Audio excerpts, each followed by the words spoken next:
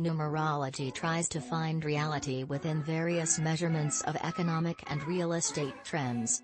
Buzz, I'm betting the landlord doesn't want you to know that half of California renters told Census pollsters their rent didn't go up in the past year. Nationwide, it was 48%. Fuzzy map, but aren't rents soaring?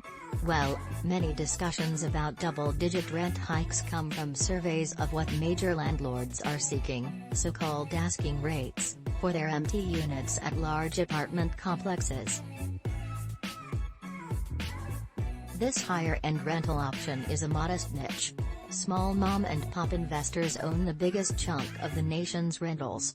Note, renewal rate hikes for existing tenants are typically smaller increases than those sought for vacant properties.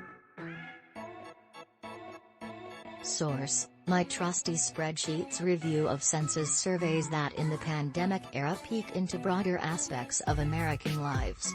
The latest polling, from June 1 to 13, had a question about the size of rent checks. When it comes to housing expenses, California is typically top, or bottom, of the list. So it's a bit surprising the Golden State's 50% share of tenants who didn't suffer a rent hike was 25th highest among the states. Perhaps pandemic-era's pricing caps put on California landlords helped to limit rent hikes statewide. West Virginia had the most no-hike renters at 83%, followed by Hawaii at 74% and Mississippi at 66%. Florida had the fewest with a rent hike of 34%, followed by Arizona at 36% and South Carolina at 39%.